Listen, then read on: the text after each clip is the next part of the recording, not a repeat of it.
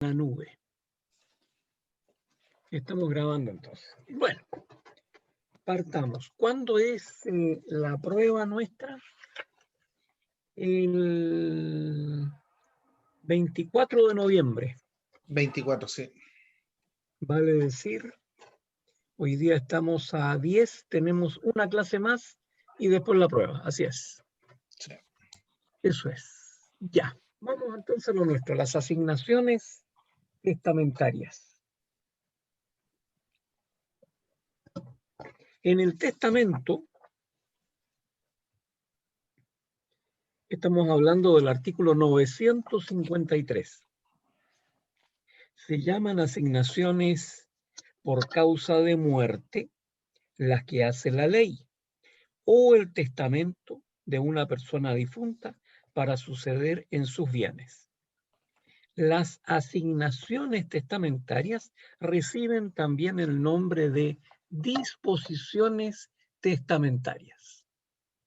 Doña María Esther Toro Fuentes viene llegando y es bienvenida. Don Hernán Fuentes también lo aceptamos. Entonces, decíamos nosotros que cuáles son los requisitos de las disposiciones testamentarias. La asignación requiere que el asignatario reúna las condiciones generales para suceder, ya sean, ¿cierto?, por testamento o ad intestato. Esto es, tiene que ser capaz y digno. Luego necesitamos también que el asignatario sea una persona cierta y determinada. ¿Cierto? Persona cierta y determinada. ¿Qué más decimos? Decimos que, ¿por qué la Carolina se demora en entrar? Ya está aquí ya. Entonces, nosotros decimos que vamos calificando las asignaciones testamentarias. Los requisitos de las asignaciones, entonces, deben estar determinadas o ser determinables. Para la validez de la asignación debe estar determinado el objeto de la misma. Y se nos menciona por allí de que pueden haber algún error incluso en la asignación testamentaria, que son los que tratan el artículo 1057 y 1058, que dice que el error solo afecta a la cláusula testamentaria en que incide y en base a él se concluya que el error vicia la asignación cuando es determinante. El artículo 1057, de él se desprende que aún el error en la persona vicia la asignación. ¿Qué otros requisitos de las asignaciones testamentarias?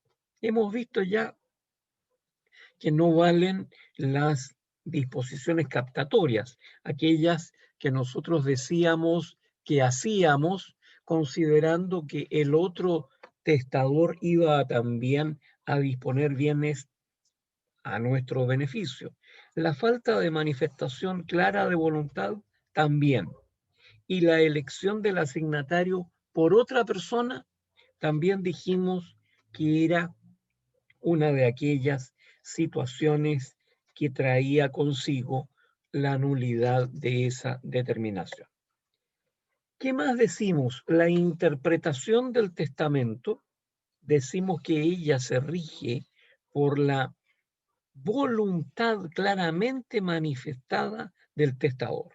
Aquí no estamos hablando en función de que la letra, que la interpretación de la ley, sino que estamos diciendo la voluntad del testador es la que debe prevalecer cuando ella está claramente manifestada.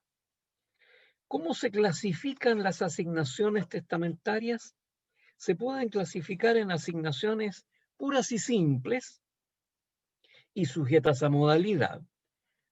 Se pueden clasificar en asignaciones a título universal, que recuerdan ustedes eran las que llamamos herencias, y las asignaciones a título singular, que fue las que llamamos legados. Tenemos también que hay asignaciones voluntarias y forzosas. Vamos a las asignaciones sujetas a modalidad. ¿Ustedes recuerdan de lo que estudiaron en su oportunidad en acto jurídico? Que las modalidades eran derechamente la condición, el plazo y el modo. Por consiguiente, nosotros tenemos que considerar asignaciones condicionales, recordando el concepto que en su oportunidad ustedes conocieron y ahora recordarán de lo que es la condición, hecho futuro e incierto, del cual depende el nacimiento o la extinción del derecho. ¿Cuáles son las normas jurídicas que podemos aplicar a estas asignaciones condicionales? ¿Qué le pasó que la María Esther se fue y ahora está volviendo? Ahí volvió. ¿Qué le había pasado, doña María Esther? ¿Por qué se fue? El internet, profesor, buenas tardes. Ah, es un problema de conexión. Ya. Entonces yo dije, mire, ella debe estar como la Santísima Trinidad. Ya se me va apareciendo dos veces. Con la tercera digo 3 personas distintas y una María Esther Toro Fuentes nomás. Bueno, entonces, decimos que las normas que están relativas a las obligaciones son materia de regulación de las condiciones. Que las materias contenidas en el artículo 1070, que está en el libro de las sucesiones, también considera las modalidades condiciones. Y también el artículo 1079 nos habla de asignaciones condicionales cuando estamos hablando del fideicomiso. En todo caso, una cosa práctica. La condición debe consistir en un hecho futuro.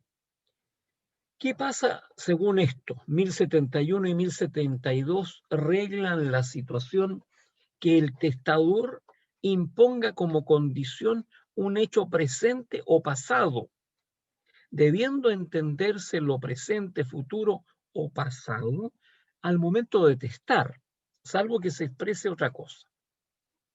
Si ese hecho presente o pasado existe o ha existido, la condición se mira como no escrita, o sea, se tratará de una asignación pura y simple. Si el hecho no existe o no ha existido, no vale la disposición.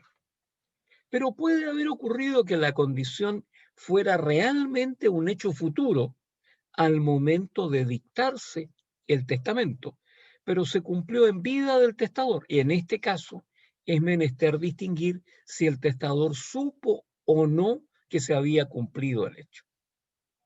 En esas circunstancias, entonces, tenemos distintas respuestas. Si el testador supo que había ocurrido el hecho, es necesario subdistinguir si este es de los que admiten repetición o no. Si permite repetición, se presumirá que el testador exige la repetición. Si no, se tendrá la condición como cumplida. Ahora, si el testador no supo que se había cumplido la condición, esta se mirará como cumplida, cualquiera que sea la naturaleza del hecho, es decir, si admite o no admite. Aquí viene entrando doña Jennifer. Entonces, si admite o no admite repetición. Condición de no impugnar un testamento. El artículo 1073 dice lo siguiente. 1073. La condición de no impugnar el testamento impuesta a un asignatario no se extiende a las demandas de nulidad por algún defecto de forma. De manera entonces que allí tenemos otra situación. No obstante, hay ciertos casos de excepción en que estas condiciones son válidas, como sucede, por ejemplo, con la condición de no contraer matrimonio antes de alcanzar la mayoría de edad, la condición de permanecer en estado de viudedad en el caso que el asignatario tenga uno o más hijos de anterior matrimonio, la condición de casarse o no casarse con una persona determinada. Entonces, en esas circunstancias estamos hablando que estas son excepciones a la regla. Tenemos también asignaciones condicionales resolutorias y suspensivas. La asignación condicional puede estar sujeta a una condición suspensiva o a una condición resolutoria. Si hablamos de asignación condicional resolutoria, estamos diciendo que mientras la condición está pendiente, el asignatario es propietario de los bienes dejados bajo condición. Si falla la condición, el dominio sujeto a ella se consolida, pasando a ser puro y simple. Y si la condición se cumple, el asignatario pierde la asignación. En el caso de la asignación condicional suspensiva, si la condición está pendiente, se suspende la adquisición de la cosa asignada y el asignatario no tiene derecho alguno, como no sea la facultad de solicitar medidas conservativas. Tenemos también, déjenme correr la cortina porque me está apareciendo el sol en la cara.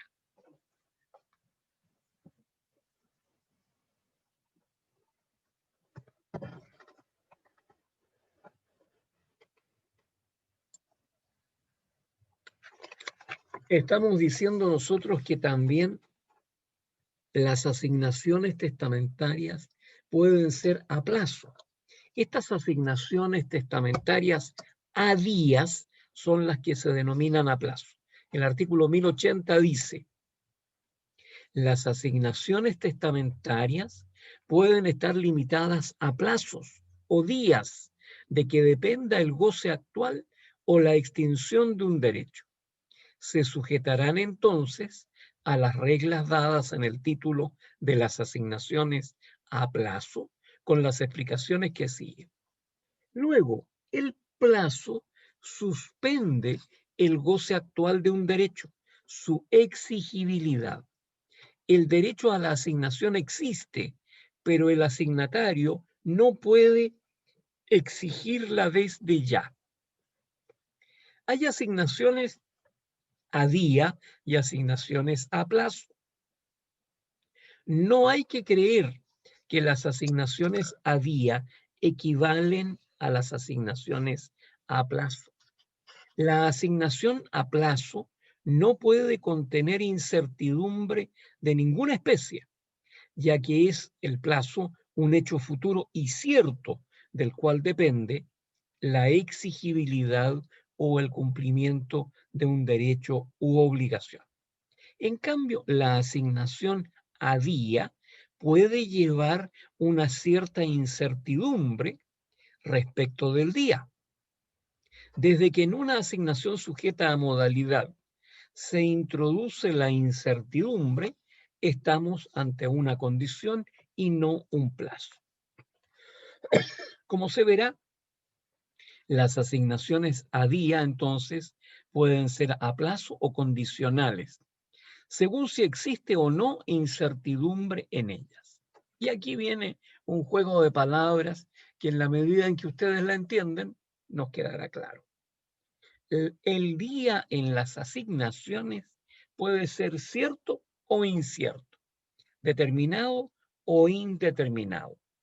La certidumbre o incertidumbre de la asignación a día está en relación con la certeza o no de que va a llegar el día fijado en la asignación testamentaria. Es cierto el día cuando tiene que llegar y entonces constituye un plazo. Es incierto cuando no existe certidumbre respecto de si va o no a llegar ese día. En ese caso, esa será una condición. Doña Catalina estaba en la sala de espera. Entonces, decimos aquí, la determinación o indeterminación del día depende de si se sabe o no cuándo va a llegar el día. Es determinado si se conoce cuándo va a llegar el día. Por ejemplo, el 1 de enero de 2021. Sabemos cuándo va a llegar. Después del 31 de diciembre del 2020, ¿cierto? Va a llegar el 1 de enero del 2021. Es indeterminado el día que no se sabe cuándo va a llegar, el día en que me muera. Ese día va a llegar, pero no sabemos cuándo. Entonces, tenemos, de acuerdo a esto, atendiendo a la certidumbre, asignación a día cierto y determinado, asignación a día cierto e indeterminado, asignación a día incierto y determinado, asignación a día cierto e indeterminado. No voy yo a explicarle lo que significa cada uno, se lo voy a dejar exclusivamente para que ustedes lo lean y lo entiendan. No es de aquellas cosas que tengamos la certeza de andarla aprendiendo con tanta dedicación. Decimos entonces que han existido asignaciones testamentarias condicionales, asignaciones testamentarias a plazo. Y hablamos ahora de asignaciones modales. El modo, ¿se acuerdan ustedes? Era la tercera modalidad que nosotros conocimos allá en el lejano tiempo en que estudiaron ustedes el acto jurídico. ¿Y qué es lo que es entonces la asignación modal? Es la que afecta a un modo, que es una carga, que es un gravamen u obligación impuesto al favorecido con ella. Es un gravamen incorporado a quien se otorga una liberalidad. El modo puede revestir las más variadas formas. En 1089 dice, oiga, no hay que confundir el modo con la condición suspensiva, ya que sus efectos son diversos. El asignatario condicional no adquiere la asignación mientras la condición suspensiva no se cumpla. El modo, por su parte, no constituye un requisito para adquirir. El asignatario modal adquiere la asignación de inmediato, sin que la asignación quede subordinada al cumplimiento del modo. Tanto es así que no es necesario prestar fianza o caución para ello. Pero el modo sigue siendo una carga al asignatario y es lógico pensar que el legislador, más que el legislador, el testador, debió querer brindarle un beneficio que compense el trabajo que demandará la ejecución del modo. De modo que este asignatario modal tiene derecho a una quinta parte del valor de la cosa asignada. Pensemos en un modo para que seamos más prácticos en su estructuración.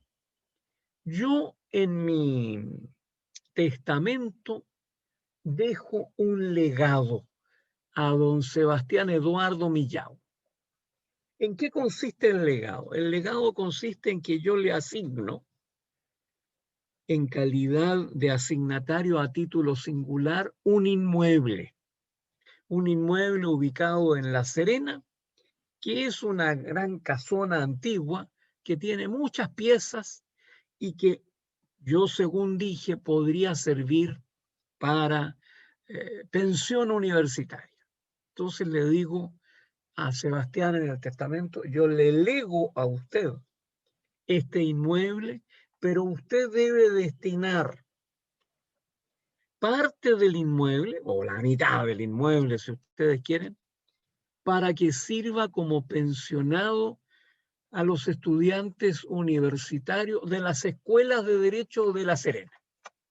Y en esas circunstancias, entonces, don Sebastián recibe ese legado, se hace cargo de ese inmueble y lo empieza a cumplir. Y nosotros decimos que por lo general el incumplimiento del modo no resuelve la asignación. Para que la resolución opere, es necesario que el testador lo haya dispuesto expresamente por medio de la cláusula resolutoria. Yo en el testamento, junto con establecer este modo, mejor, este legado que lleva consigo este modo, digo, si el legatario Sebastián Eduardo no cumpliere con el modo que le he impuesto, el modo, mejor dicho, la asignación testamentaria modal se resolverá. Esto es, quedará sin efecto y volveremos al estado anterior.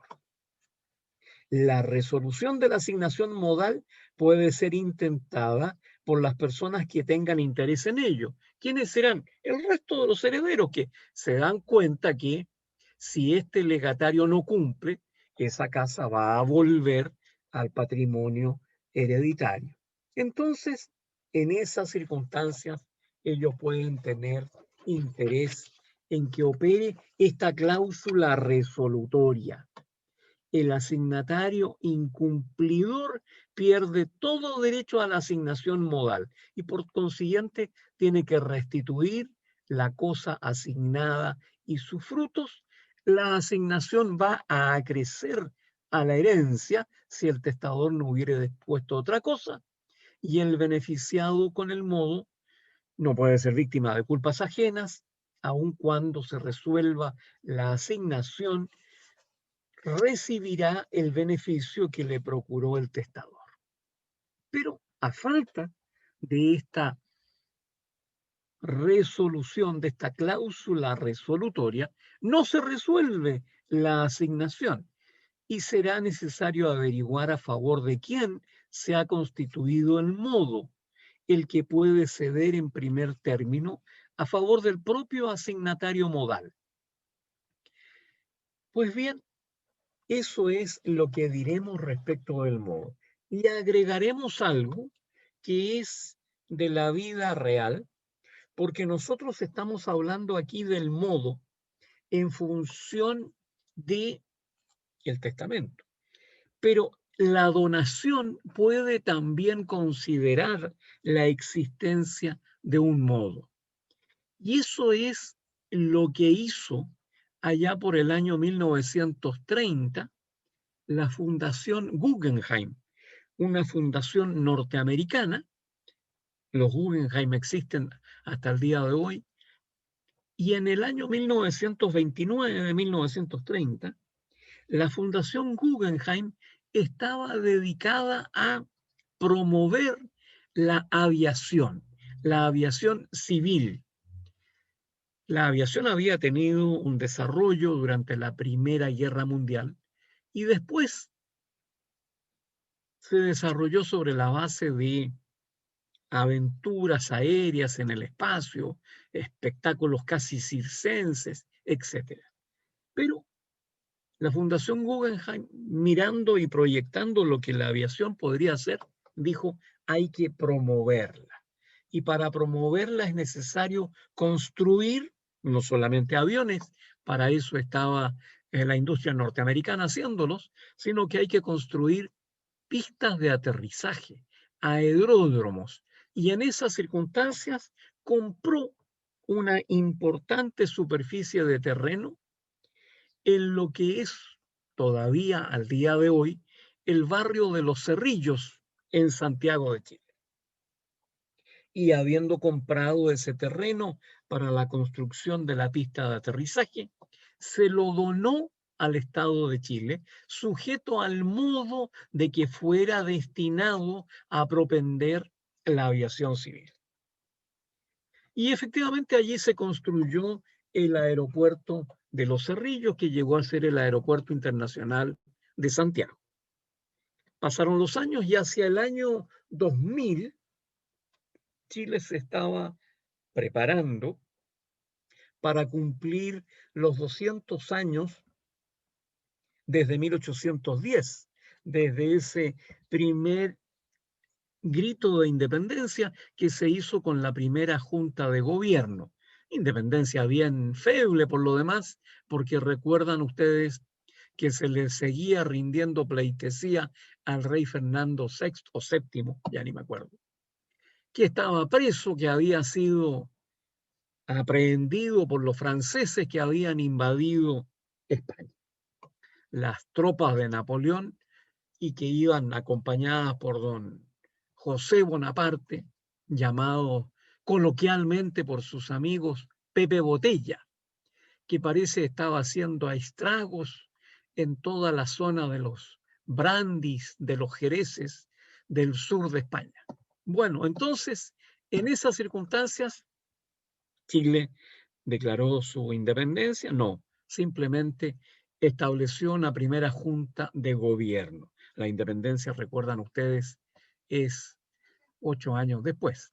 Pues bien, en esas circunstancias se iban a hacer obras en Santiago que le dieran una nueva fisonomía y que recordaran con estas obras que se construirían estos 200 años. Y se dijo entonces, vamos a quitarle el objetivo de recinto aeronáutico a Los Cerrillos y allí se va a construir la ciudad del Bicentenario, una ciudad moderna, con museos, con todo tipo de instalaciones que una ciudad moderna requiere. Empezaron las actividades en ese sentido y la Federación Aérea de Chile, que reúne a los clubes aéreos de todo el país, dijo, no se puede porque este terreno del aeropuerto de Los Cerrillos fue donado por la Fundación Guggenheim con el objeto de promover la aviación. De manera que interpusieron un juicio, el que llegó contra el Estado, contra el fisco, el que llegó hasta la Corte Suprema, que en definitiva dijo que al no existir en la donación una cláusula resolutoria, podía el Estado de Chile hacer y darle un destino diverso a esos terrenos, pero mantenía la obligación de promover la aviación civil y por consiguiente tenía el Estado de Chile que construir otro recinto para la aviación civil. Y el Estado de Chile entonces empezó a cumplirlo, para lo cual en los terrenos de Peldehue hacia el norte de Santiago se empezó la construcción de un nuevo aeródromo que sirviera a la capital. Y lo terminaron tan bonito que en el cabezal del aeropuerto pasaban grandes torres de alta tensión que llevan la energía eléctrica a los minerales de la cordillera, hacia los de Anglo American o los de Codelco que están en la cordillera. Conclusión, no se puede usar la pista mientras no se sumerjan esas torres y el costo de ese soterramiento creo que sale tanto o más o menos lo que costó la pista. Entonces la pista está lista, pero no se puede usar todavía. Dicen que este próximo año ya va a quedar en condiciones. Eso en el cumplimiento de la sentencia que dictó la Corte Suprema, pero como ejemplo práctico para ustedes en lo que significa el modo. Dicho lo cual, vamos ahora a las asignaciones a título universal y a las asignaciones a título singular. ¿Qué decimos de ellas? Las asignaciones a título universal o herencias son aquellas en que se deja al asignatario la totalidad de los derechos y obligaciones transmisibles del difunto o una cuota de ellos. Eso lo define el artículo 1097.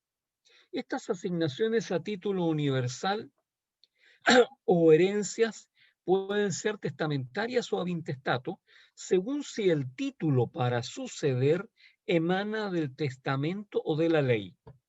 Recuerden ustedes que la sucesión por causa de muerte es un modo de adquirir, y como modo de adquirir tiene que tener un título.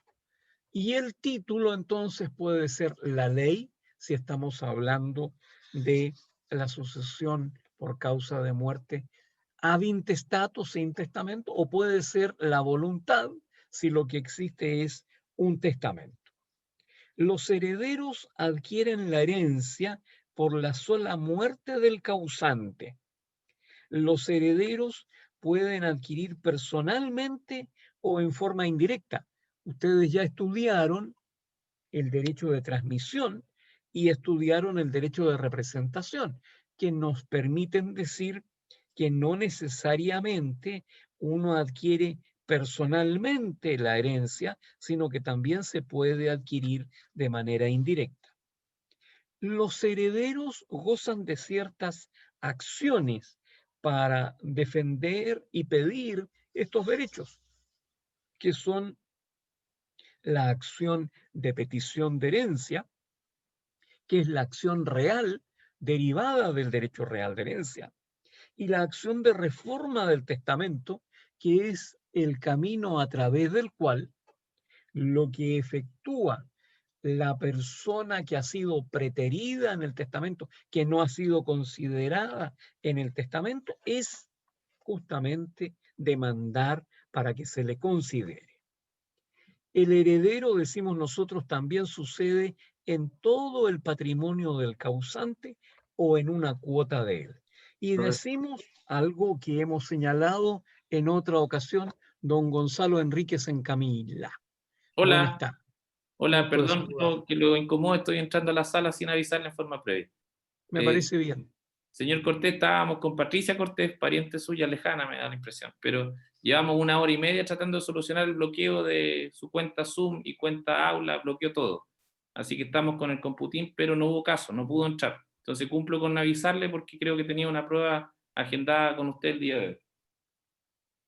¿Quién era ella? Patricia Cortés, alumna suya de Civil 6. ¿Y por qué no pudo entrar ella? Parece que tiene un problema en su computador, parece que borró un software, porque no hubo caso. No, Ah, estoy conectada por WhatsApp, por Zoom, el mismo baile contigo, pero peor. Entonces, no ya, hubo caso. ya, Era para avisarte, ¿vale? Eso, ya. disculpe que me No interrumpe. importa, la tendremos presente en nuestras oraciones, dará la interrogación en otra ocasión. Así Y en es. último caso, le sumamos la prueba que viene ¿cuándo es el 17? ¿Cuándo es la prueba? Dijo Iván. El 24, profesor.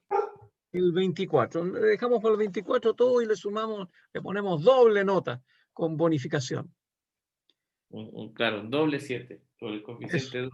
Bueno, cumplo con informar, señor Cortés. Mande Bien, fruta, saludos, adiós. gracias. Mis respetos a su familia, señor director. Igualmente, mande fruta. A sus pies como un humilde súbdito de este profesor. Como un felpudo. Eso, ya. Chao. Efectivamente, sí. A sus Chao. pies como un felpudo. Claro, un chopino. Ya, chopino. Chao. Ya, Chuapino. Bien, seguimos con la clase del Chuapino. Entonces, yo decía que estamos hablando de que los herederos representan a la persona del causante. Una clasificación que podemos hacer es la de que los herederos pueden ser universales o de cuota. Los herederos universales son aquellos llamados a la herencia sin determinárseles la cuota que le corresponderá en ella, de manera tal que el heredero universal en esas circunstancias, ¿cierto?, es el que es llamado de manera global. Tanto así que se utiliza esa expresión en el 1098. ¿Qué dice el 1098? El 1098, que está después del 1097, cosa que descubrí el otro día, 1098. El 1098 dice lo siguiente: el asignatario que ha sido llamado a la sucesión en términos generales, que no designan cuotas, como sea fulano mi heredero o dejo mis bienes a fulano, es heredero universal. Pero si concurriere con herederos de cuota, se entenderá heredero de aquella cuota que con las designadas en el testamento complete la unidad o entero. Si fueren muchos los herederos instituidos sin designación de cuota, dividirán entre sí por partes iguales la herencia o la parte de ellos que les toque. De manera que eso es lo que llamamos el heredero universal. Y el heredero de cuota se caracteriza porque es llamado a una parte alícuota del patrimonio del difunto. Y para calificarlos, no se atiende a lo que reciben, sino a cómo son llamados. Dejo un tercio de mis bienes a Pedro, dejo la mitad de mis bienes a Jennifer, dejo una cuarta parte de mis bienes a María Esther. Cómo se llame, la manera como se le instituya, es la forma en que se transforma este ciudadano en heredero universal o de cuota. Y tenemos también un heredero del remanente. Ese heredero es el llamado a lo que reste después de cumplidas las demás disposiciones testamentarias. El ejemplo que está consignado dice: dejo un tercio de mis bienes a Pedro y el resto se lo dejo a Juan. En definitiva, podría haber dicho: y los 2/3 restantes se los dejo a Juan. Pero recuerden ustedes que estos testadores son gente como uno, no son expertos en redactar cláusulas jurídicas, de manera que el testador hace lo que puede, salvo que tenga un buen abogado. Aquí viene llegando don Emanuel Francisco Javier Collado. Entonces, en estas circunstancias estamos nosotros verificando este heredero del remanente. Si el testamento contiene solo asignaciones a título singular, el heredero del remanente es heredero universal. En caso de que el testamento contenga solo asignaciones a título singular y no instituya herederos, se tiene que considerar que los herederos ad intestato suceden en el remanente. Si el testamento hace asignaciones de cuotas que no completen la unidad, los herederos ad intestato se entienden llamados como herederos del remanente. Si el testamento contiene asignaciones de cuota, el asignatario del remanente es heredero de la cuota que complete la unidad. Y aquí decimos dos cosas respecto de las cuotas que completan o exceden la unidad. Puede suceder que las cuotas señaladas en el testamento completen o excedan la unidad o entero, y no obstante ello, el testador instituya otro heredero. Se dispone de cuotas que igualan o sobrepasan la unidad, y el testamento designa además un heredero del remanente. En este caso, el heredero del remanente nada recibe. Si se designan cuotas que completan o exceden la unidad y además se instituye un heredero universal, en este caso, el heredero universal participa en la herencia y para ello se deberá disminuir las cuotas para hacerlas caber en la unidad. Pero en todo caso hay que tener en cuenta que se deben respetar las asignaciones forzosas, que ustedes saben son aquellas que obligatoriamente el causante debe efectuar y que si no las hace, de todas maneras, ellas se incorporan y pueden incluso reclamarlas los afectados. El título es singular cuando se sucede al difunto en una o más especies o cuerpos ciertos, tal caballo, tal casa, o en una o más especies indeterminadas de cierto género, como un caballo, 3 vacas, 600 pesos fuertes, 40 fanegas de trigo. Eso es lo que dice el artículo 951. ¿Qué características tienen estas asignaciones a título singular? Primero, los legatarios no representan al causante. Los legatarios suceden en bienes determinados. Los legados se constituyen siempre por asignaciones testamentarias. Nos están diciendo de que no existen legados ab intestato. Los legados pueden adquirirse también por derecho de transmisión. ¿Qué decimos respecto a la posesión en los legados? El legado de especie o cuerpo cierto se dice que se adquiere por el legatario en el mismo momento de la muerte del causante. En los legados de especie solo puede haber posesión real, no teniendo cabida ni la posesión legal ni la efectiva. En los legados solo hay posesión real siempre que exista corpus y ánimos. Aquí estamos hablando incluso de una situación que yo la he puesto en ejemplos en otras ocasiones. Yo he dicho, por ejemplo, que yo dejo en mi testamento como legado este teléfono Samsung común y corriente, G2, no sé cuánto es. Se lo dejo a María Esther Toro Fuentes. Y así se lo informo.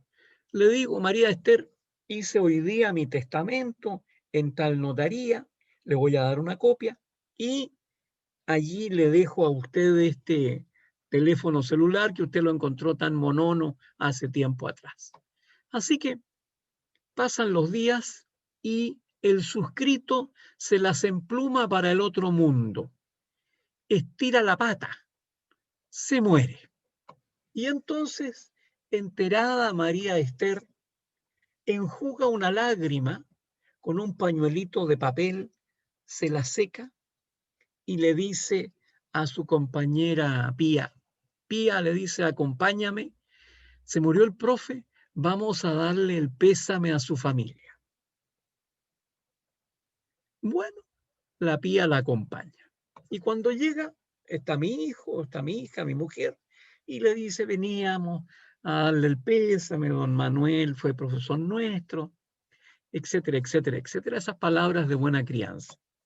Pero además, la María Esther dice, perdón, pero voy a ser un poco imprudente. Yo también venía a buscar mi celular, porque don Manuel me lo legó en su testamento. Aquí ando con la copia del testamento. Y en el momento en que él fallece, significa que este celular quedó para mí.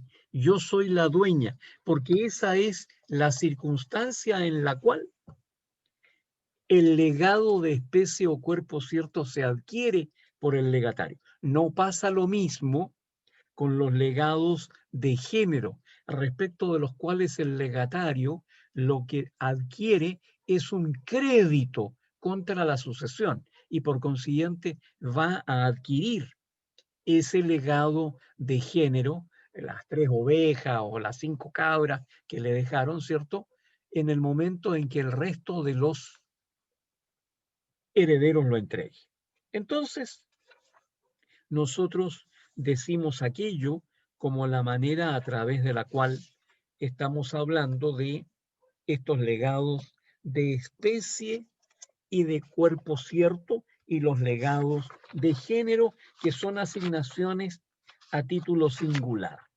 Si ustedes leen las diapositivas, se van a encontrar que hay algunas otras variedades de legados que nunca está de más que las lean para que se enteren que existen, como por ejemplo el legado de crédito.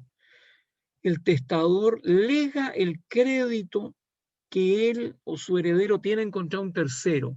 Yo le lego entonces este crédito que yo tengo contra Catalina, se lo lego a Jennifer. Y por consiguiente, será la nueva acreedora el día que yo me muera, Catalina, respecto de Jennifer. Existen también los legados de liberación. Es aquel en que el testador condona lo que se le debe al legatario. También entonces tenemos ese tipo de legados que vamos conociendo en estas circunstancias. Hay legados en pago de alimentos voluntarios. Eso es lo que va ocurriendo. ¿Y cómo se extinguen estos legados? Estos legados se extinguen naturalmente por la revocación del testamento. Recuerden ustedes que nosotros hemos dicho que es esencial al testamento su revocabilidad, que el testamento se pueda revocar en cualquier tiempo. Y por consiguiente, si se revoca el testamento, yo estaré revocando los legados considerados en ellos. También se entiende extinguido el legado por la destrucción de la especie. Estábamos hablando de este legado de un celular determinado que yo le estoy entregando a María Esther. Pero ¿qué pasa si este celular es destruido, ¿cierto? Se cae al suelo, le pasa un auto por encima, en definitiva, se destruyó la especie y por consiguiente se destruyó el legado. También se extingue por la enajenación total o parcial de la especie legada. Y se entiende también revocado el legado si el testador altera sustancialmente la cosa mueble legada.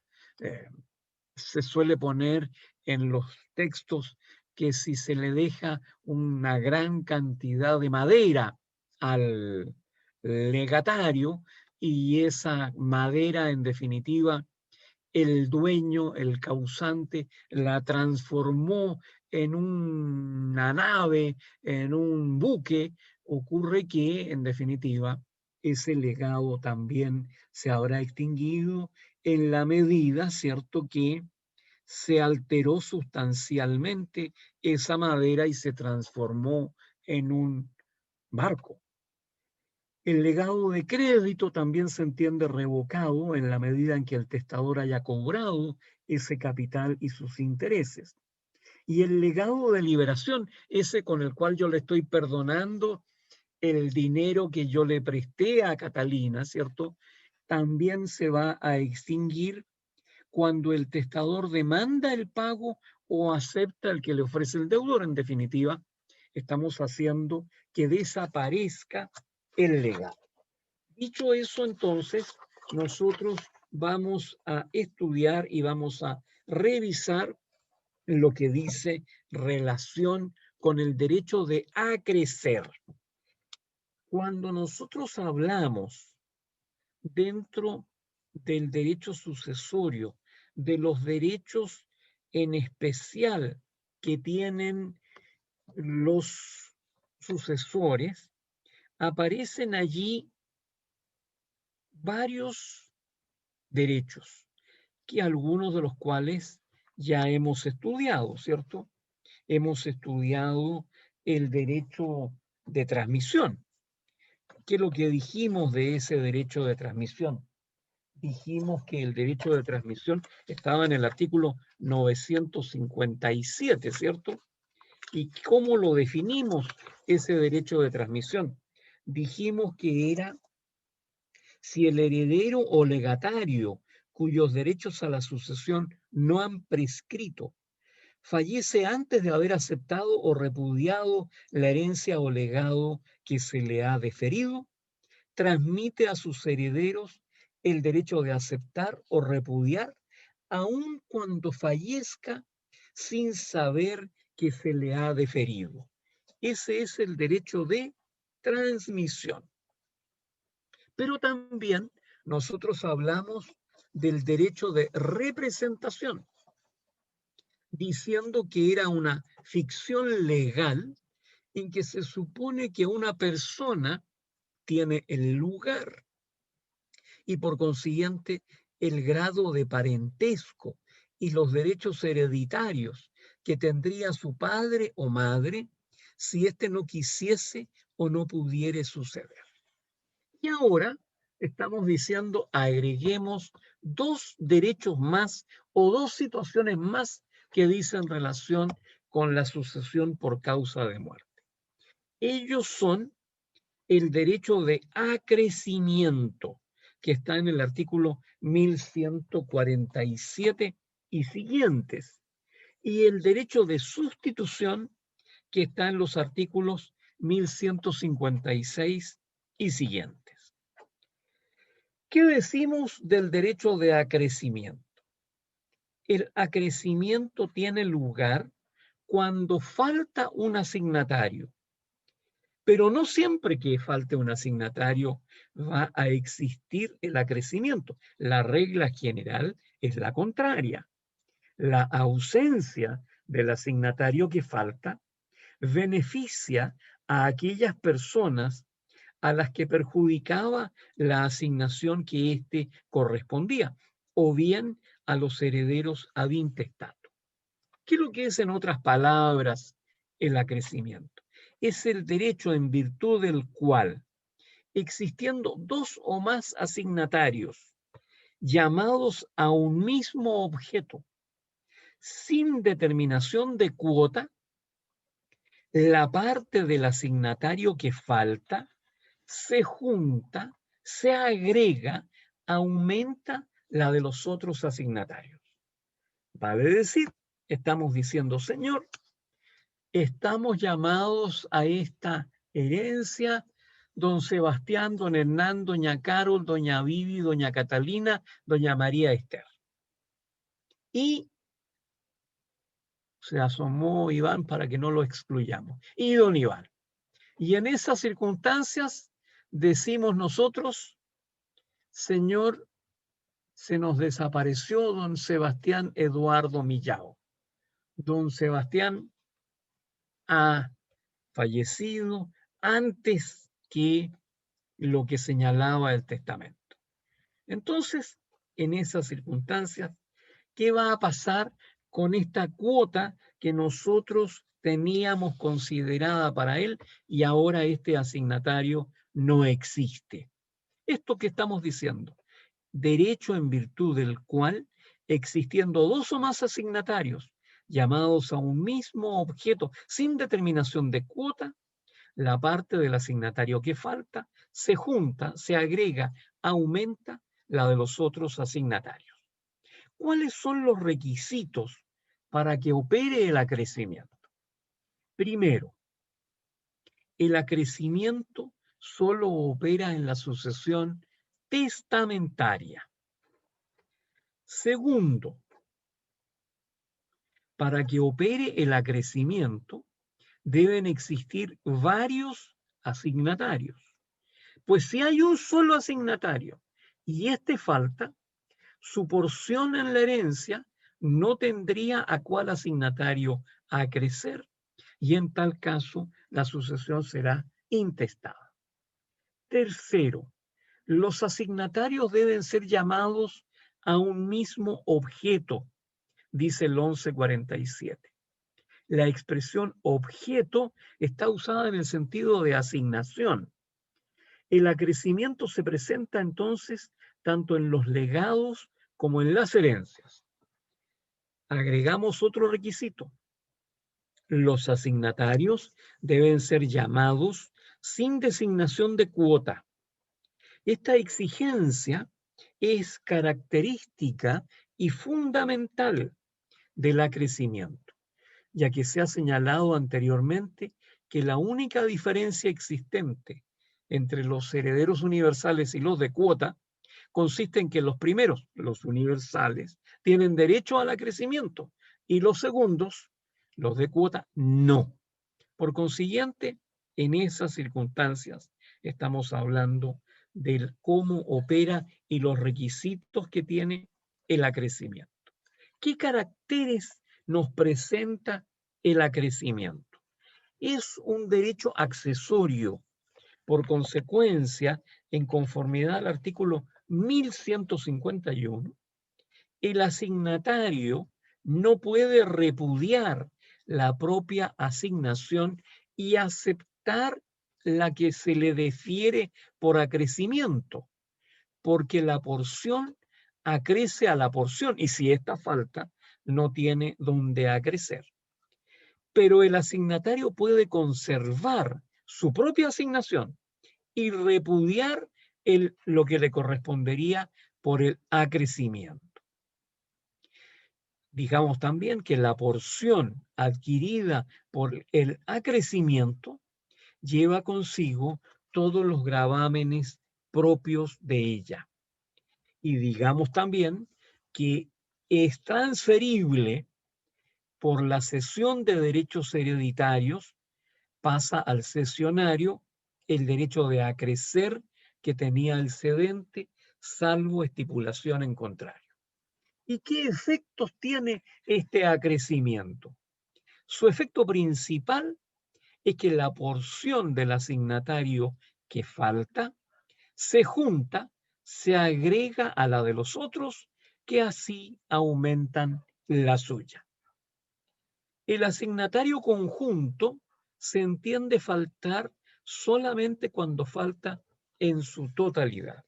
Y eso es lo que diremos respecto del derecho de acrecer, para que nos vayamos de inmediato a decir dos palabras sobre la sustitución. ¿Qué es esto de la sustitución? Es el llamamiento que hace el testador para el caso que falte un asignatario directo o para el caso de cumplirse una condición. Esta sustitución puede ser vulgar, que es la regla general, o fideicomisaria, la que está en el artículo 1166. La sustitución vulgar es aquella en que se designa un asignatario para que ocupe el lugar del otro o si no acepta o llega a faltar por cualquier causa, antes de deferírsele la asignación. En caso que el asignatario falte por una causa diversa de la prevista por el testador, se aplica el artículo 1157. Se entiende que no ha querido excluir las demás causas. ¿Cuáles son las reglas a las que está sometida la sustitución vulgar? Puede ser de varios grados. Puede ser de 1 a muchos o de muchos a 1. Digo yo en este instante, declaro que son mis legatarios: Sebastián, Hernán, Carol, Vivi, Catalina, Iván, Jennifer, María Esther. Ellos son los que me heredarán en tales bienes. Si ellos no existieren o carecieren de las aptitudes para asumir como herederos cuando yo fallezca, designo como sustituto a don Emanuel, que ya se fue don Emanuel, tuvo un rato de visita nomás. Antes estaba todo el tiempo aquí, ahora viene de pasadita y se va. Ya, entonces, en esas circunstancias decimos nosotros que simplemente estamos señalando que a todos ustedes les designo un sustituto, o a la inversa, a uno de mis herederos los designo a todos ustedes como sustitutos. Eso es lo que decimos, que se puede sustituir a uno o muchos y muchos a uno.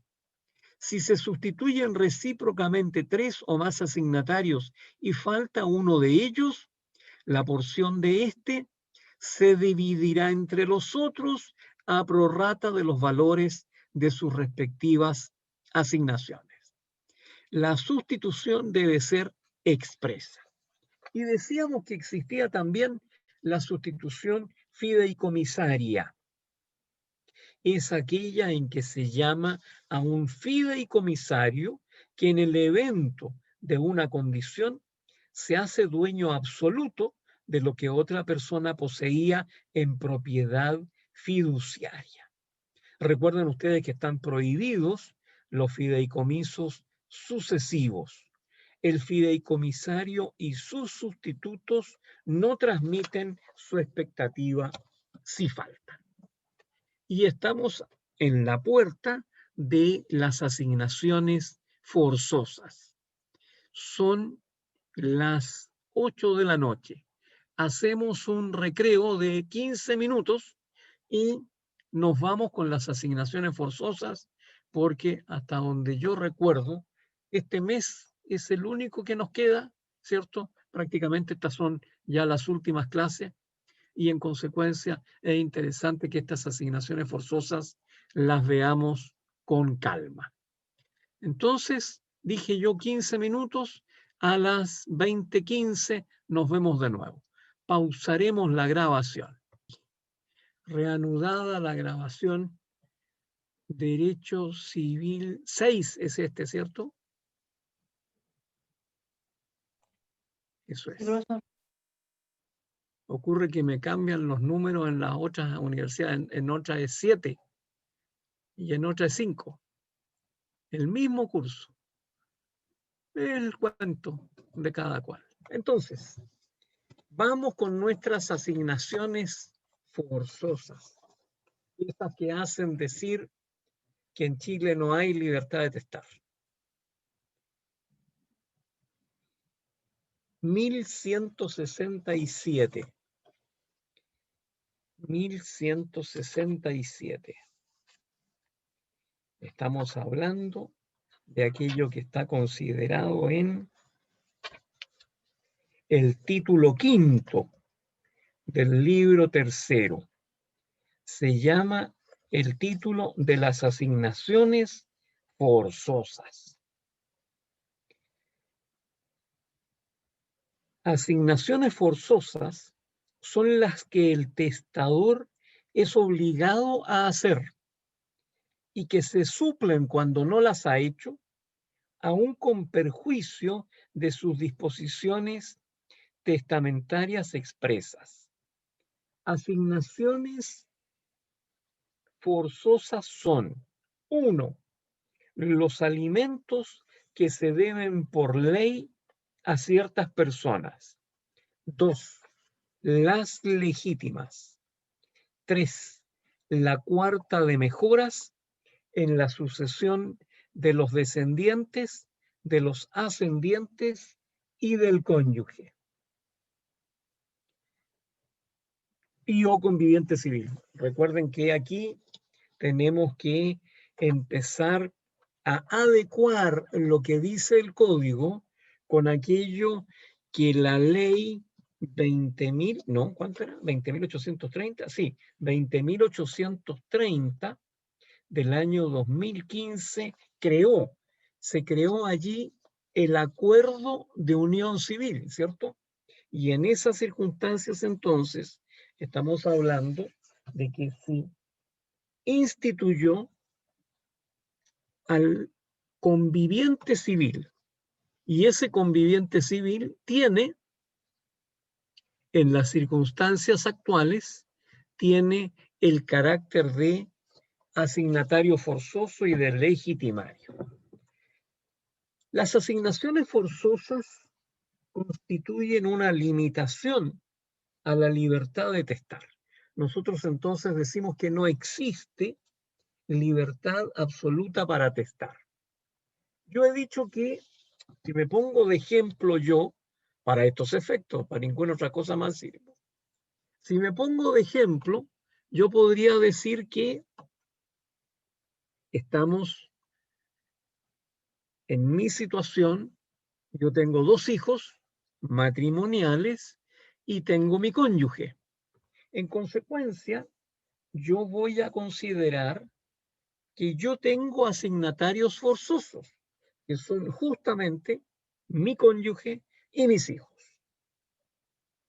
Si yo no tuviera hijos y no tuviera cónyuge, yo podría decir que yo tengo plena libertad para testar. Váyase a las 20:30 nomás, don Sebastián Millao. Está pidiendo permiso profesor. para irse antes. ¿Vio usted que el otro ciudadano vino, se dio una vuelta en el aire y se mandó a cambiar? No le pidió permiso a nadie, el fornido aquel. Entonces, en esas circunstancias, Profesor, disculpe, hay gente en espera porque Cristian dice que está intentando entrar, pero no lo deja, no le permite el aula. No sé si a usted le aparece. no aparece en la sala de espera de aquí. Le pasa lo mismo a Carla Maturana, dice. No sé dónde andarán, pero aquí no aparecen. Cuando aparecen aquí arriba, yo los incorporo tranquilamente. ¿Qué es lo que dice usted, Catalina? Es que le estoy enviando el ID que sale ahí al Cristian, lo voy a mandar al grupo, que sale un ID y un código de acceso, a lo mejor pueden entrar manualmente por ahí. Ya. ¿Ustedes cómo entran normalmente? Entran por el aula virtual. Directamente por el aula. Ah. No, aquí no aparecen más que ustedes. Y la María Esther, que se dio el lujo de entrar y salir, entrar y salir. Pues sí, ella es especial. Entonces, ya. Entonces yo les decía que si yo no tuviera a estos hijos y no tuviera a esta cónyuge, yo tendría plena libertad para testar y podría disponer de mis bienes a quien quisiera. Pero como tengo estos asignatarios forzosos, no puedo. El legislador, cuando crea o establece instituciones, crea a su vez los mecanismos a través de los cuales, ¿cierto?, protege ese tipo de instituciones. Y en el caso de las asignaciones forzosas, los medios de protección son, en primer lugar, la interdicción por demencia o disipación. Una persona que carece de razón, que en consecuencia puede andar llevando a cabo actos jurídicos que le perjudiquen patrimonialmente o de otra manera. El mecanismo de la interdicción por demencia le priva de la posibilidad de actuar de manera autónoma y por consecuencia esa interdicción le protege frente a terceros. También ocurre lo mismo con la interdicción del pródigo, del disipador interdicto. También es de las instituciones que protegen las asignaciones forzosas la insinuación de las donaciones. Aquí apareció alguien en la sala de espera, don Cristian Escares. Lo hemos aceptado y ahí seguramente ya está con nosotros. Hola, don Cristian. Se había perdido, no lo dejaban entrar, pero aquí no me aparecía. No, desde el aula no me aparecía el link. Así que ni siquiera lograba llegar a la sala de espera. ¿Y qué pasaría? Porque todos sus otros compañeros entraron así. La que sabe de esto es la María Esther, después le pregunta a usted a ella. Entonces, decimos nosotros que la insinuación de las donaciones. ¿Qué es lo que es esta insinuación de las donaciones? Es la autorización que se le pide al juez de letras para que una persona que quiere donar bienes que tienen alguna significación económica, cuenten con esa autorización del juez. Y esa autorización del juez se le concede una vez que ha acreditado que tiene un patrimonio importante, ¿cierto? Porque en definitiva, lo que esa persona va a estar haciendo es derechamente, aquí viene doña Carla Nicole Maturana, que también viene llegando y viene entrando. Entonces, en esas circunstancias, ¿entró ya? Tengo entendido que sí. Sí, aquí está. Entonces, bienvenida doña Carla. Entonces, en estas circunstancias, nosotros estamos hablando que el juez lo que le pide a uno es, mire, usted quiere regalar, ¿qué cosa está regalando, señor José? Mire, yo quiero regalarle esta casa a esta amiga que tengo. Perfecto, ningún problema, podemos hacer aquello, pero me permiten ustedes un momento.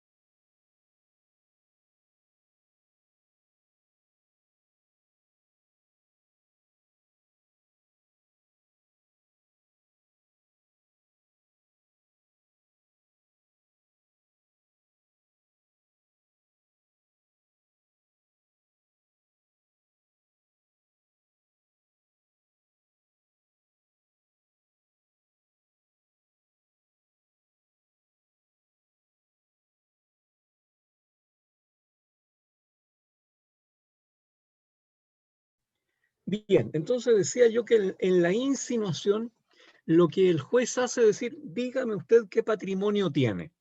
Y yo acredito entonces que tengo un determinado patrimonio y el juez saca las cuentas así de manera global y dice, perfecto, lo que usted está donando no representa ni siquiera la séptima parte de sus bienes. Vale decir, no afecta ni siquiera a lo que llamamos nosotros cuarta de libre disposición.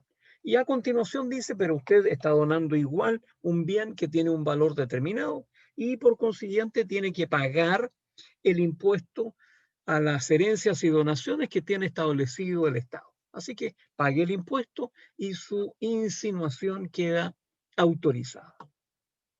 ¿Qué más decimos que también constituyen medios de protección de las asignaciones forzosas? Los acervos imaginarios, esos que conversamos hace tiempo atrás y que decíamos que eran dos.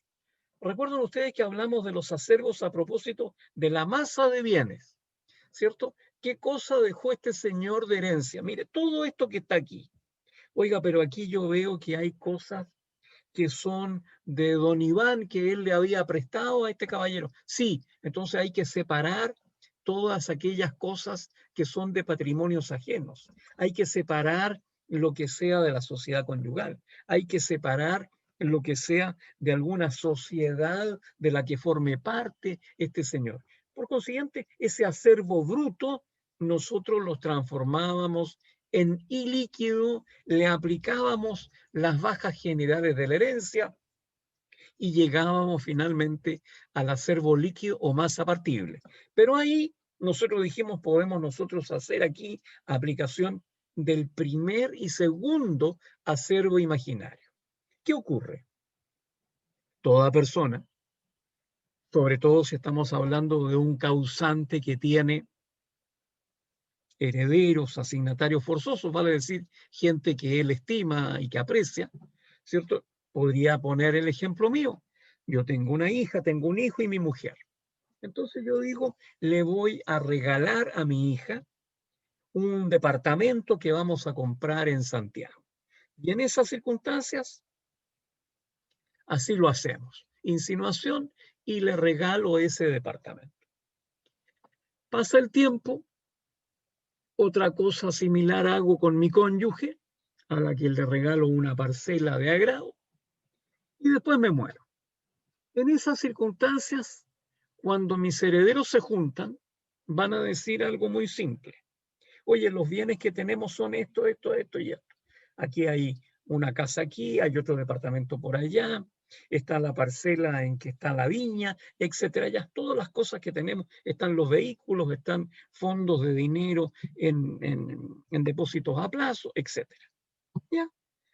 Entonces mi hijo va a decir, estoy de acuerdo, esto es lo que hay que partir, pero recuerden que en su oportunidad tú le regalaste, mejor le va a decir a su hermana, tú recibiste de regalo de mi papá ese departamento, y le va a decir a mi mujer, tú recibiste de tu cónyuge esa parcela de agrado. De manera que traigamos imaginariamente esos bienes a la masa partible y ahora consideremos la división entre nosotros. Primer acervo imaginario, estamos hablando de aquellas donaciones que el causante pudo hacer en vida a sus propios legitimarios. Y el segundo acervo imaginario, decíamos que era aquel que surgía a propósito de las donaciones que el causante hubiera hecho en vida a terceros, ¿cierto? A terceras personas que recibieron bienes de él de regalo. En esas circunstancias, entonces, nosotros estamos observando que también hay que traerlos imaginariamente y sumarlos a los bienes que constituyen la masa partible. Podría ocurrir que este bien que se le regaló a esta tercera o a este tercero extraño superara el monto de la cuarta de libre disposición. Y entonces mis asignatarios forzosos van a decir, momentito, aquí hay que pedirle a esa persona que se ha llevado bienes que superan la cuarta de libre disposición, que los devuelvan. O en su defecto, que veamos alguna manera de regulación económica patrimonial. Y en esas circunstancias, esa persona podría decir, perfecto, yo se los devuelvo. O podríamos entrar al terreno de decir que si esa persona se niega, nosotros, el resto de los herederos que quedan, podrían interponer lo que se llama acción de inoficiosa donación para que esa donación así hecha dejara de tener valor. ¿Qué más dijimos que era una medida de protección de las asignaciones forzosas? Dijimos que lo era la prohibición de sujetar a las legítimas a modalidades. Pero si esas eran las formas de protección indirecta de las asignaciones forzosas, hay Profesor, medios, dígame. Antes que se nos pase, en el tema que estaba hablando de las imaginarias, solamente esto es cuando es donación, porque el causante puede no haber donado, puede haber vendido a uno de sus hijos, por ejemplo, algún bien, alguna propiedad. En ese caso no entraría en este concepto. Lo vamos a ver con calma, lo que dice relación con los acervos. Yo les estoy haciendo en este instante solamente una explicación superficial, pero más adelante vamos a llegar a analizar el acervo cuando establezcamos cómo se regula la legítima efectiva y la legítima rigorosa. De manera que, espérate un poquito, Hernán, ya llegamos a analizar ese tema. Decía yo entonces que hay medios directos de protección de las asignaciones forzosas. Y ellas son, en primer lugar, la acción de reforma del testamento. Supongamos que yo he hecho un testamento en el cual he preterido, he pasado en silencio a mis herederos. A mi cónyuge y a mis hijos no los inflé. hago un testamento en el cual dejo todos mis bienes a una señorita Geisha. Entonces, doña Geisha se hace dueña de todo mi patrimonio. Por consiguiente, porque yo así lo dije en el testamento. Enterado de eso, mis hijos, cuando yo muero, dicen, esto no puede ser, y corresponde que interpongamos una acción de reforma del testamento. Y la acción de reforma del testamento va a consistir en que le van a decir que tanto la mitad de legitimaria como la cuarta de mejoras deben ser restituidas a sus legítimos titulares, que son mis asignatarios forzosos, mi cónyuge y mis hijos. Eso se logra a través de la acción de reforma del testamento. Le corresponde a los legitimarios y a los asignatarios de la cuarta de mejoras. Los asignatarios forzosos tienen derecho a pedir entonces que se modifique el testamento en toda la parte que perjudica a sus asignaciones forzosas. Yo dije que era toda mi herencia para doña Geisha. En esas circunstancias, ¿qué hacemos? Acción de reforma del testamento. El juez da lugar a esa acción de reforma del testamento y dice, señores legitimarios, para ustedes la mitad legitimaria y la cuarta de libre disposición. Y para esta persona le queda exclusivamente la cuarta de libre disposición. Por consiguiente, el testamento para ella tiene todavía un valor por cuanto implica una carga patrimonial importante. Ahora bien, ¿en qué circunstancias el testador no está obligado a respetar las asignaciones forzosas? En primer lugar, cuando hay desheredamiento de un legitimario.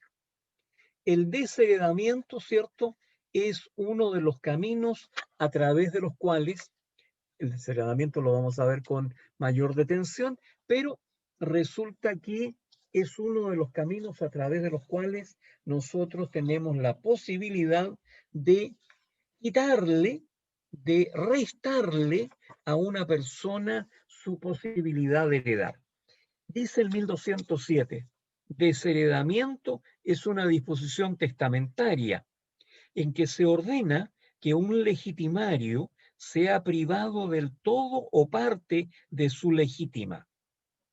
No valdrá el desheredamiento que no se conformare a las reglas que en este título se expresan. Y se señalan a su vez las causales del desheredamiento en el 1208.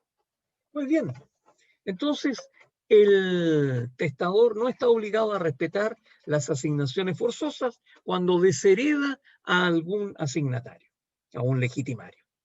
También el cónyuge indigno no tiene derecho a la legítima. También el cónyuge que dio lugar a la separación judicial por su culpa no tiene derecho a la legítima. Y no serán legitimarios los ascendientes del causante si la paternidad de ese causante ha sido determinada judicialmente contra la oposición del respectivo padre o madre, salvo que haya operado restablecimiento. ¿Qué estamos diciendo aquí? Estamos diciendo, señor, hubo una persona que reclamó su filiación respecto de su padre. Y su padre lo que hizo fue oponerse judicialmente a ese reconocimiento. Estoy pensando en la situación de don Francisco, cuando fue demandado. Entonces, don Francisco se opuso, él dijo que él no era ese su hijo y se produjo el juicio correspondiente. Pero en definitiva, las pruebas permitieron establecer que efectivamente ese señor no era hijo y punto, en eso terminó el juicio. Pero si se hubiera establecido que era hijo y que su padre, don Francisco, se había opuesto, la sentencia que reconociera esa filiación iba a dejar constancia que don Francisco había perdido el carácter de legitimario respecto de ese hijo. Si ese hijo después con el tiempo llegaba a ser más poderoso que Rico MacPato, don Francisco no iba a heredarlo porque se había opuesto a su reconocimiento de filiación. Vamos ahora a las asignaciones forzosas en particular. Dijimos que los alimentos que se deben por ley a ciertas personas están en la primera categoría de asignaciones forzosas. Estos alimentos que se deben por ley se dividen en forzosos y en voluntarios. Los voluntarios constituyen legados. Los forzosos constituyen una asignación forzosa y son, por regla general, una baja general de la herencia. Pero si la asignación alimenticia forzosa es mayor de lo que por ley le corresponde a él o a los alimentarios, el exceso constituyen alimentos voluntarios que habrá que imputarlos a la cuarta de libre disposición. ¿Qué más decimos a propósito de este tema de las asignaciones alimenticias? La regla general es que ellas graven la masa hereditaria. Son una baja general de la herencia que se deduce del acervo ilíquido. Pero no hay impedimento para que el testador imponga a uno o más de sus herederos la obligación de pagar estos alimentos a ese alimentario. De lo anterior se deduce que en principio la obligación alimenticia en los alimentos forzosos es intransmisible. No pasa a los herederos porque constituye una baja general de la herencia y la excepción se presenta cuando el testador dispone lo contrario. En el caso de que la asignación alimenticia constituye una baja general de la herencia, para darle cumplimiento en la práctica, se separa de la sucesión un capital con cuyas rentas se pagan las pensiones alimenticias y dicho capital debe distribuirse entre los herederos. Pero hay aquí alimentos que se deben por ley a ciertas personas. Hay un problema de interpretación y se dan 4 situaciones. Primera, el causante fue condenado por sentencia firme o ejecutoriada al pago de una pensión alimenticia. No cabe duda, esos son alimentos forzosos. Segundo, el causante, en forma voluntaria, pagaba alimentos a una persona que por ley tenía derecho a exigirlos.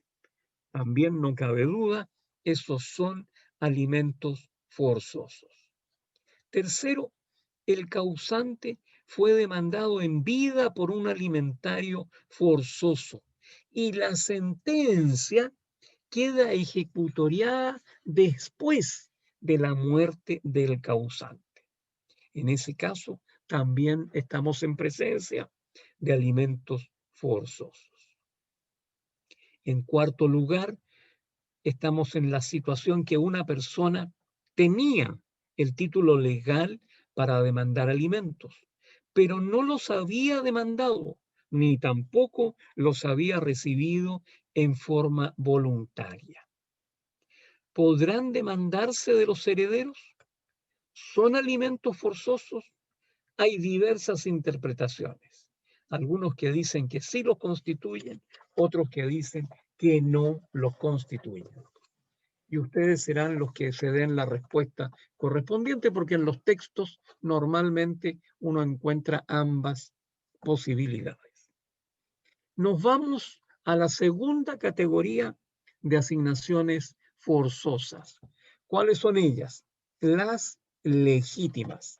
¿Y qué es lo que es o qué se define por legítima? Es aquella cuota de los bienes de un difunto que la ley asigna a ciertas personas llamadas legitimarios. Los legitimarios son por consiguiente herederos. Constituyen una asignación forzosa. Digamos aquí que la asignación forzosa debería ser el género y que la legítima es la especie. ¿Quiénes son los legitimarios?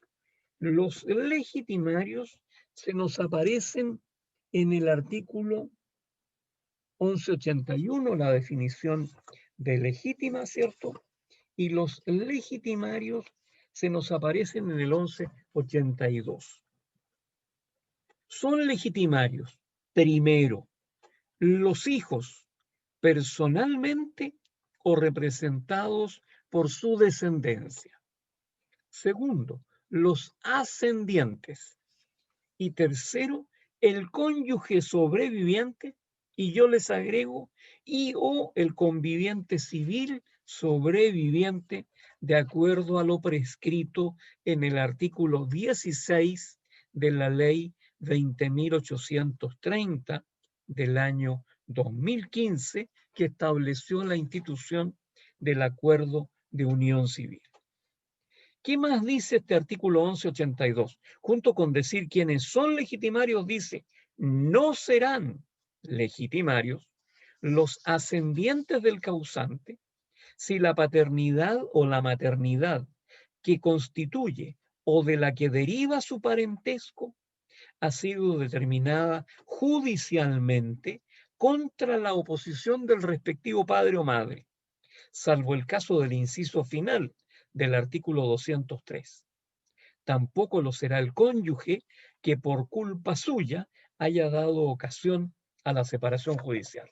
Y aquí entonces agrego un consejo, si ustedes quieren, para el evento en que ustedes tengan que defender a una persona respecto de la cual su hijo le está reclamando su filiación.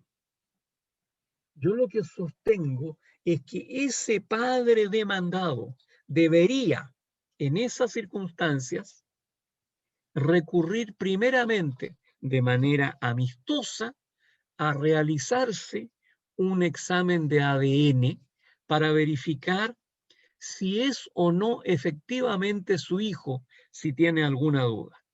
Y efectuado ese examen de ADN que da positivo al hecho de que es efectivamente su hijo, reconocerlo de inmediato, ese mismo padre, sin esperar siquiera el resultado del juicio, yendo de inmediato a reconocerlo como tal ante el oficial del registro civil, si es del caso, otorgando una escritura pública, efectivamente. Entonces, ¿por qué? Porque de lo contrario, si yo me opongo, lo que va a ocurrir es que voy a tener como sanción que voy a perder la calidad de asignatario y de legitimario de ese hijo mío. ¿Qué más decimos entonces a propósito de esto? En segundo lugar, están como legitimarios los ascendientes, dejando presente que no procede el derecho de representación entre los ascendientes. Y en tercer lugar está el cónyuge sobreviviente y o el conviviente civil sobreviviente. El artículo 1183 nos dice que las legítimas se distribuyen conforme a las reglas de la sucesión intestada. Las legítimas se distribuyen solamente entre los legitimarios y no concurren a ella los herederos ad intestato que no tengan dicha calidad. Forma en que se divide la legítima de acuerdo a las reglas de la sucesión intestada. Estamos diciendo que se aplican las normas de los órdenes sucesorios, especialmente en este caso, del primer y del segundo orden sucesorio.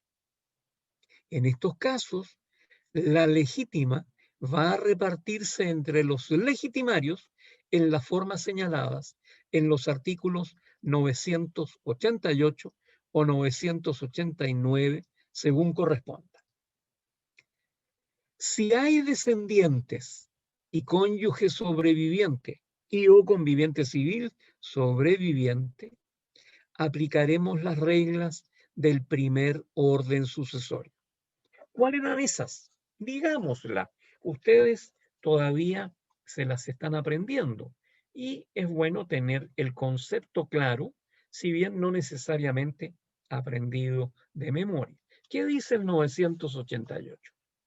Los hijos excluyen a todos los otros herederos, a menos que hubiere también cónyuge sobreviviente y o conviviente civil sobreviviente, caso en el cual éste concurrirá con aquellos. El cónyuge sobreviviente y o conviviente civil sobreviviente recibirá una porción que por regla general será equivalente al doble de lo que por legítima rigurosa o efectiva corresponda a cada hijo. Si hubiere solo un hijo, la cuota del cónyuge y o conviviente civil será igual a la legítima rigurosa o efectiva de ese hijo, pero en ningún caso la porción que corresponda al cónyuge bajará de la cuarta parte de la herencia o de la cuarta parte de la mitad legitimaria en su caso, correspondiendo al cónyuge sobreviviente y o conviviente civil sobreviviente, la cuarta parte de la herencia o de la mitad legitimaria, el resto se dividirá entre los hijos por partes iguales. La aludida cuarta parte se calculará teniendo en cuenta lo dispuesto en el artículo 996. Y decíamos que si hay ascendientes y cónyuge sobreviviente y o conviviente civil sobreviviente, aplicaremos las reglas del artículo 989, que dice, si el difunto no ha dejado posteridad, le sucederán el cónyuge sobreviviente y o conviviente civil sobreviviente y sus ascendientes de grado más próximo. En este caso, la herencia se dividirá en tres partes, 2 para el cónyuge y 1 para los ascendientes. A falta de estos, llevará todos los bienes el cónyuge y a falta de cónyuge y o conviviente civil, los ascendientes. Habiendo un solo ascendiente en el grado más próximo, sucederá este en todos los bienes o en toda la porción hereditaria de los ascendientes. ¿Qué más decimos a propósito de estas reglas con relación a la forma de distribución de la legítima de acuerdo a la sucesión intestada? Decimos que no se pasa en ningún caso al tercer orden sucesorio, que era el de los hermanos, recuerdan ustedes, porque estos herederos no son legitimarios. Clasificación de las legítimas. Hay legítima rigurosa y legítima efectiva. La legítima rigurosa en el 1184. La legítima efectiva en el 1191. La legítima rigurosa es aquella parte que cabe a cada legitimario dentro de la mitad legitimaria. ¿Recuerdan ustedes que yo les he mostrado en más de alguna oportunidad un monito en el cual está eso, ¿cierto? Está allí mostrada la mitad legitimaria, la cuarta de mejoras y la cuarta de libre disposición. ¿Y qué estamos diciendo nosotros respecto de la legítima rigurosa? Que es aquella parte que cabe a cada legitimario dentro de la mitad legitimaria. ¿Y cuál es la mitad legitimaria? Esa. Entonces, la legítima rigurosa calza encima de la mitad legitimaria. ¿Qué más decimos? Y ¿cómo se determina a cuánto asciende la mitad legitimaria? La mitad legitimaria, de acuerdo al 1184, es igual a la mitad de los bienes dejados por el difunto, deducidas previamente las bajas generales de la herencia y hechas las agregaciones que legalmente corresponden.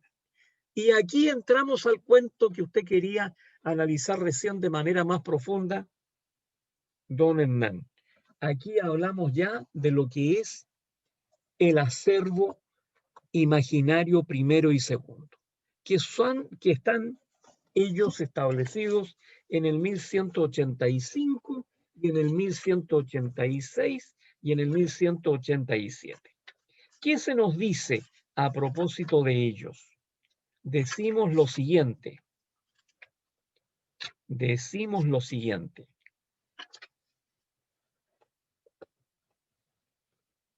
Si existen las acumulaciones para determinar la mitad legitimaria, deben efectuarse estas agregaciones al acervo líquido para formar el primer acervo imaginario o el segundo acervo imaginario según corresponda. Y la mitad de ese acervo imaginario es la mitad legitimaria. Es decir, para calcular la legítima rigorosa, se parte del acervo líquido del primer acervo imaginario o del segundo acervo imaginario. Todo ello según si corresponda o no hacer las agregaciones que refieren los artículos que acabo de mencionar, el 1185, el 1186 y el 1187. ¿Qué decimos a propósito de ellos? Decimos, el artículo 1185 nos dice que en materia de legítimas, el 1183 nos dice eso, en materia de legítimas tiene cabida el derecho de representación. Pero antes de eso, quedémonos con los acervos. ¿Qué dice el 1185? Para computar las cuartas de que habla el artículo precedente, estamos hablando que el inciso final del 1184 nos dice, habiendo tales descendientes, cónyuge o ascendientes, la masa de bienes previas deducciones y agregaciones se dividirá en 4 partes. 2 de ellas, o sea, la mitad del acervo para las legítimas rigorosas. Otra cuarta para las mejoras con que el difunto haya querido favorecer a su cónyuge o a uno o más de sus descendientes o ascendientes, sean o no legitimarios. Y otra cuarta de que ha podido disponer a su arbitrio. 1185. Para computar las cuartas de que habla el artículo precedente, se acumularán imaginariamente al acervo líquido todas las donaciones revocables e irrevocables hechas en razón de legítimas o de mejoras, según el estado en que se hayan encontrado las cosas donadas al tiempo de la entrega, pero cuidando de actualizar prudencialmente su valor a la época de la apertura de la sucesión. Las cuartas antedichas se refieren a este acervo imaginario.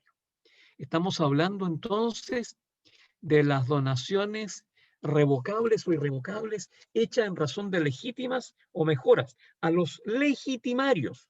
Estamos hablando todavía aquí entre los herederos propiamente tal. El 1186 dice, si el que tenía a la sazón legitimarios hubiere hecho donaciones entre vivos a extraños y el valor de todas ellas juntas excediere a la cuarta parte de la suma formada por este valor y el del acervo imaginario, tendrán derecho los legitimarios para que este exceso se agregue también imaginariamente al acervo para la computación de las legítimas y mejoras. Este es el que nosotros llamamos el segundo acervo, cuando las donaciones se hacen a terceros, a extraños. Y el 1187 agrega, si fuere tal el exceso que no solo absorba la parte de bienes de que el difunto ha podido disponer a su arbitrio, sino que menoscabe las legítimas rigorosas o la cuarta de mejoras, tendrán derecho los legitimarios para la restitución de lo excesivamente donado, procediendo contra los donatarios en un orden inverso al de las fechas de las donaciones, esto es, principiando por las más recientes. Entonces, estamos así mencionando que se ha de tener por donación, dice el 1188. No se tendrá por donación sino lo que reste, deducido el gravamen pecuniario a que la asignación estuviere afecta. Entonces, eso es lo que nosotros decimos a propósito de esta situación particular en la que estamos actuando frente a este primer y segundo acervo imaginarios. ¿Qué más se nos dice aquí a propósito de esto? Se nos dice que las legítimas rigorosas, decíamos que en primer lugar el artículo 1183 nos dice que en materia de legítimas tiene cabida el derecho de representación y como consecuencia de ello, en 1184 dispone que la mitad de legitimaria se divide por cabezas o por estirpe entre los legitimarios, conforme las reglas de la sucesión intestada. Se sucede por cabeza cuando se hereda directamente, esto es, en la porción establecida por la ley. Supongamos que yo soy heredero de mi padre y a su vez también son herederos de mi padre los dos hijos de mi hermano fallecido. Yo estoy heredando por cabeza, porque en definitiva estoy diciendo que heredo directamente en la porción establecida por la ley, en la mitad. Pero junto conmigo dije que hay dos herederos más, que son nietos de mi padre, porque son hijos de mi hermano fallecido. Y en esas circunstancias, ellos heredan por estirpe, ellos heredan indirectamente, esto es, por derecho de representación en la porción que le correspondía al representado.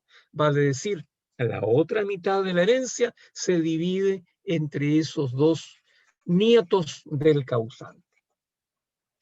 Características de la legítima rigorosa. Constituye una asignación forzosa.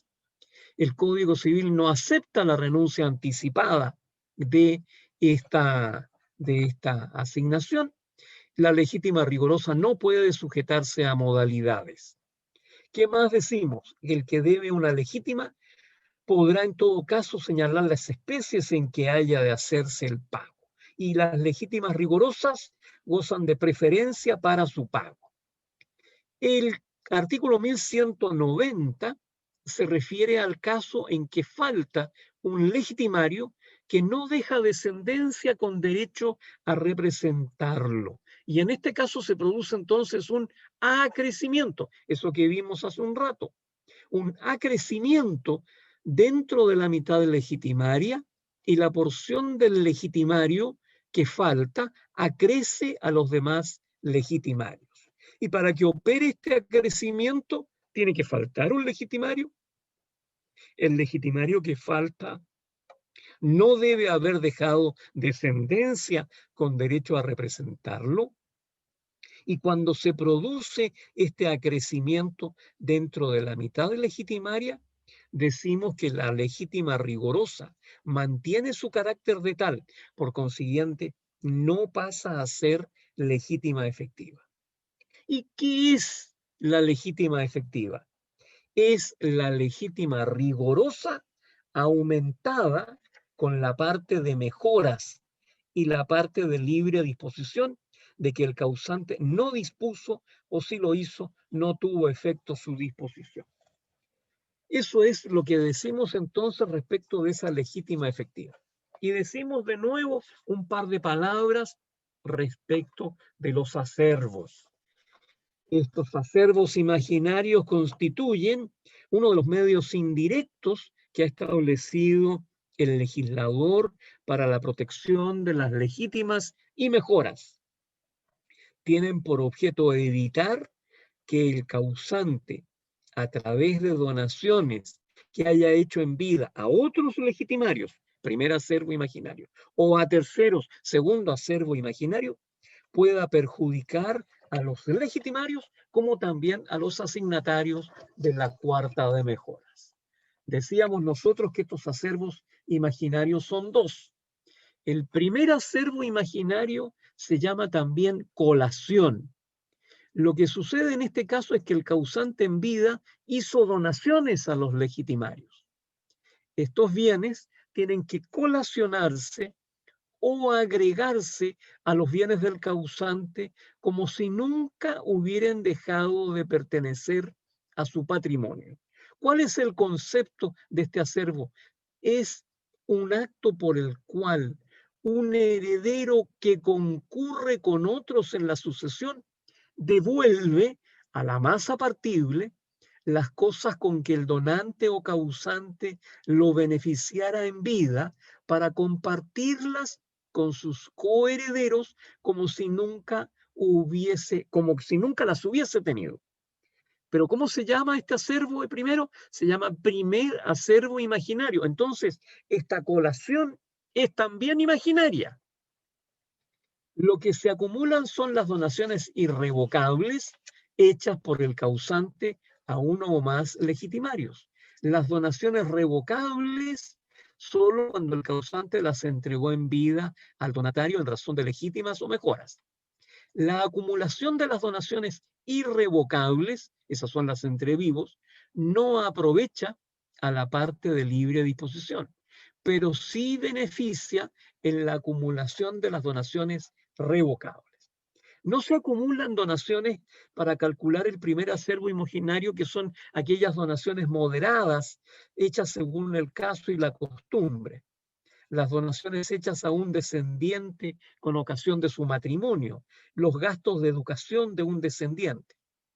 El segundo acervo imaginario, este se forma cuando el causante ha hecho donaciones irrevocables a terceros extraños. Su objeto es defender los derechos de los legitimarios y de los asignatarios de la cuarta de mejoras, o solo los legitimarios frente a donaciones hechas a quienes no tienen esa calidad.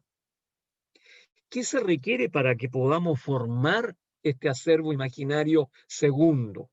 Primero, que al hacer la donación hayan existido legitimarios, que deben existir legitimarios al momento del fallecimiento del causante y que el causante haya hecho donaciones irrevocables o entre vivos a terceros.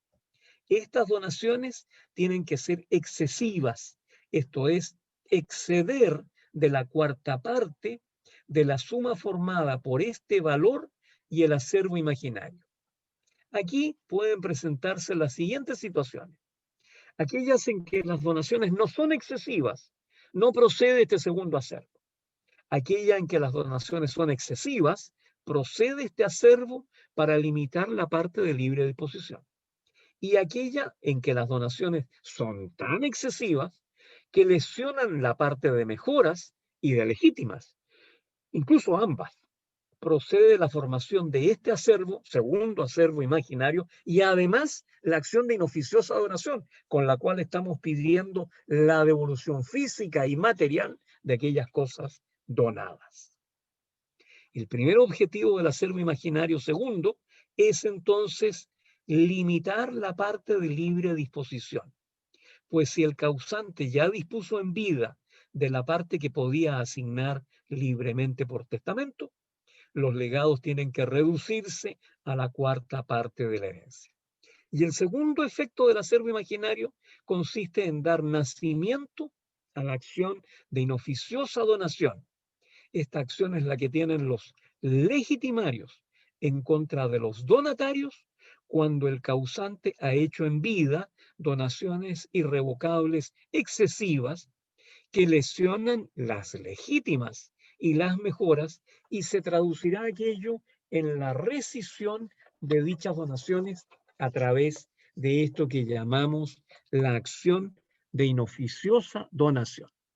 Y concluimos diciendo dos palabras respecto de la cuarta de mejoras.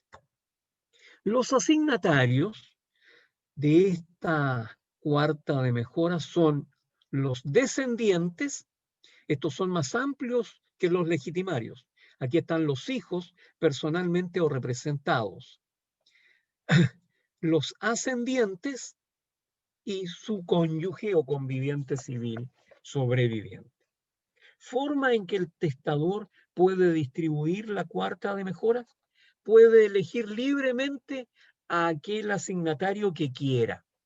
Yo les decía en mi ejemplo, yo tengo 2 hijos y tengo mi cónyuge. La cuarta de mejoras yo la puedo asignar a cualquiera de ellos. Puedo dejársela íntegramente a mi cónyuge. Punto. Puedo dejársela íntegramente a mi hija y nada a mi cónyuge y a mi hijo. Por consiguiente, es libre la distribución de esta cuarta de mejoras. ¿Qué otra característica tiene? Es una asignación forzosa, se favorece con la formación de los acervos imaginarios y está protegida con la acción de reforma del testamento. Las mejoras no se presumen, necesitan de un testamento y de una declaración expresa del testador. Y no admiten modalidades, plazo, condición ni modo. Una referencia breve a algo que ustedes estudiaron en el acto jurídico. Allá ustedes estudiaron que existía el artículo 1463, que decía: el derecho de suceder por causa de muerte a una persona viva no puede ser objeto de donación o contrato, aun cuando intervenga el consentimiento de la misma persona. Yo no puedo hoy día celebrar un contrato con don Cristian Escares por escritura pública y decirle a don Cristian: yo le cedo a usted la mitad de mi herencia, porque ese contrato que así celebremos adolece de nulidad absoluta. Pero ese mismo artículo 1463 tiene un inciso segundo que dice: las convenciones entre la persona que debe una legítima y el legitimario relativas a la misma legítima o a mejoras están sujetas a las reglas especiales contenidas en el título de las asignaciones forzosas. ¿Y qué es lo que dice el artículo 1204? Ese es el que nosotros llamamos pacto de no mejorar.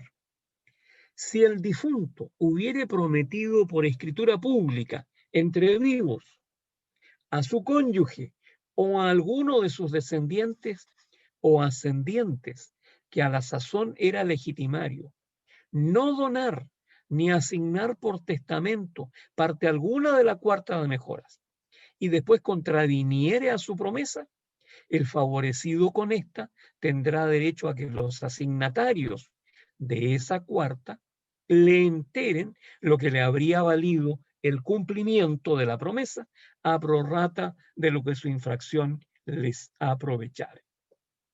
Cualesquiera otras estipulaciones sobre la sucesión futura entre un legitimario y el que debe la legítima será nula y de ningún valor. Entonces, eso es lo que decimos respecto a que la cuarta de mejoras tiene esta singularidad con la cual nosotros actuamos. Y eso es lo que decimos totalmente por hoy. Llegamos entonces hasta este punto en que completamos la visión de las asignaciones forzosas. ¿Alguna pregunta? Perdón, Hernán, ¿con esto contestábamos lo que tú estabas preguntando hace un rato?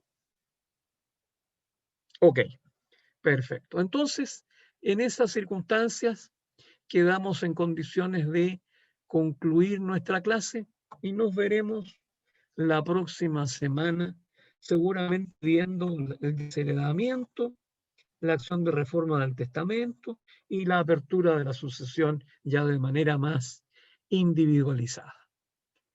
Gusto de haberlos visto, gusto de saludarlos, que tengan una buena semana, que les aproveche todo el tiempo que les queda. Miren que este mes debe ser un mes estudiado, bien estudiado, ¿cierto?